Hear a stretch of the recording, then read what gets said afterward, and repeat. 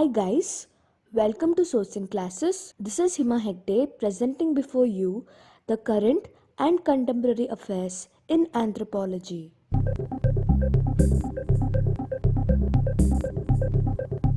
The first topic for today is emotional education and anthropology.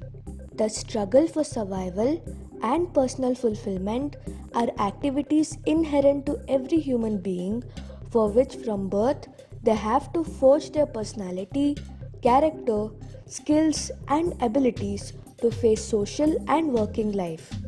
Health is not only the absence of illness, but is a state of holistic well being that includes psychological, emotional, and social stability. Most of the so called social problems are the result of traumatic situations within the family, which then lead to psychological trauma, social maladjustment, which then develop into more serious problems such as gangs, addiction to drugs, alcohol, and behavioral problems, video game addiction or say compulsive gambling, delinquency, organized crime, femicide, corruption of officials.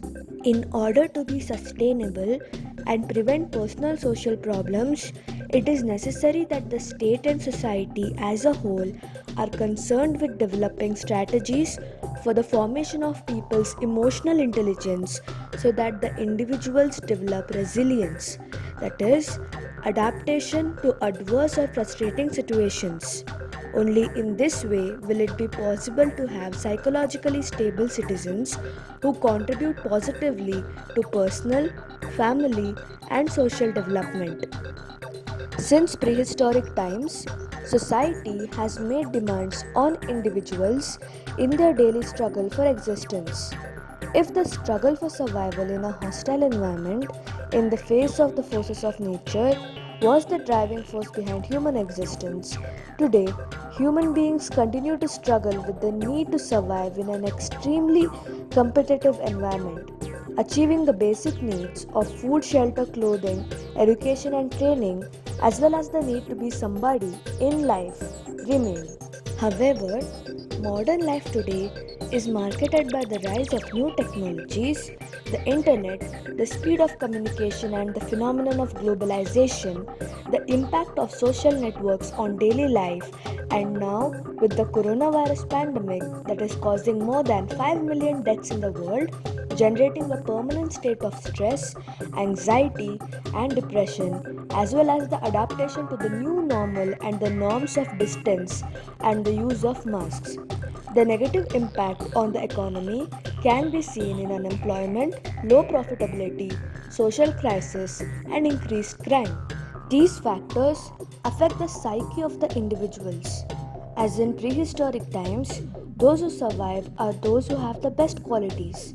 And we are not only referring to the education, academic training, or the professional qualification, but the fundamental component, that is, personality development, and what psychologists call resilience, that is, adaptation to adverse and frustrating situations.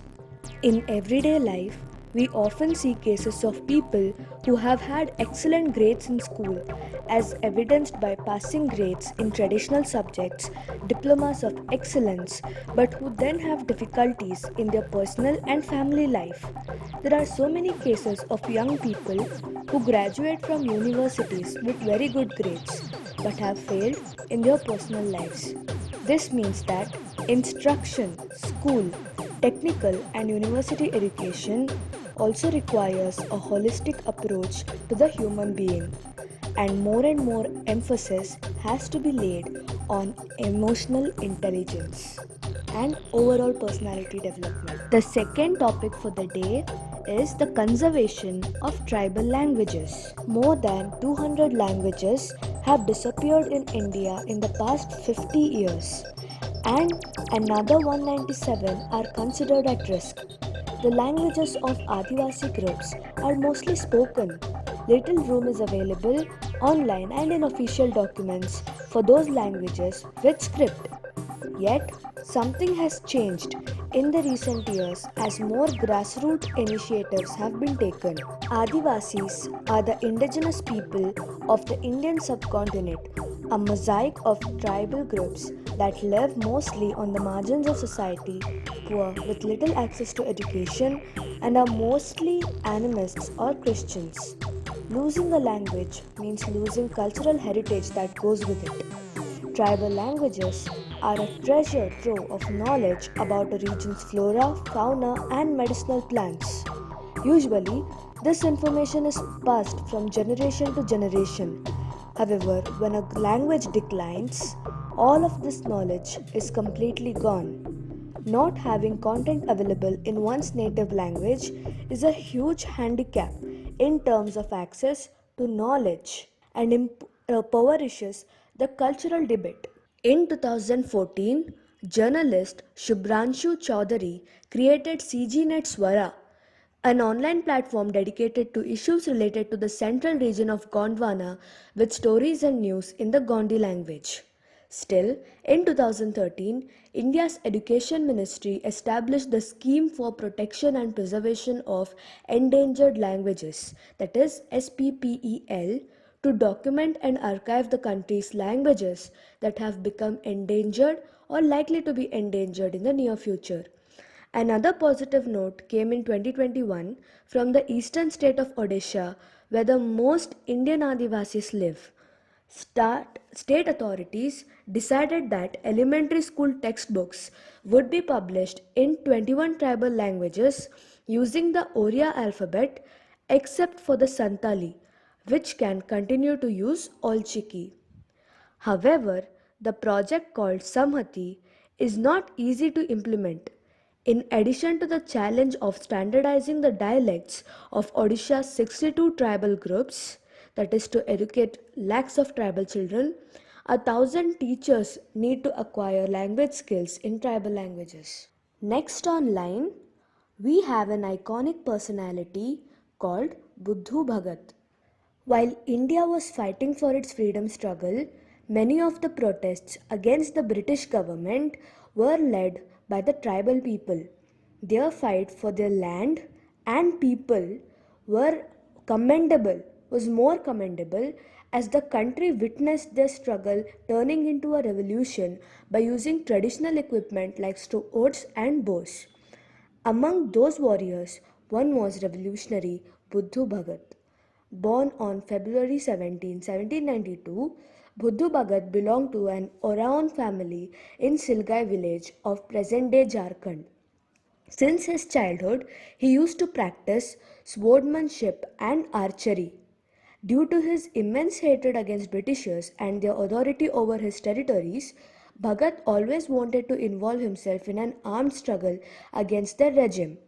In 1831, the Kol tribes people of Chota Nagpur were upset over exploitation by agents of the East India Company rose in revolt.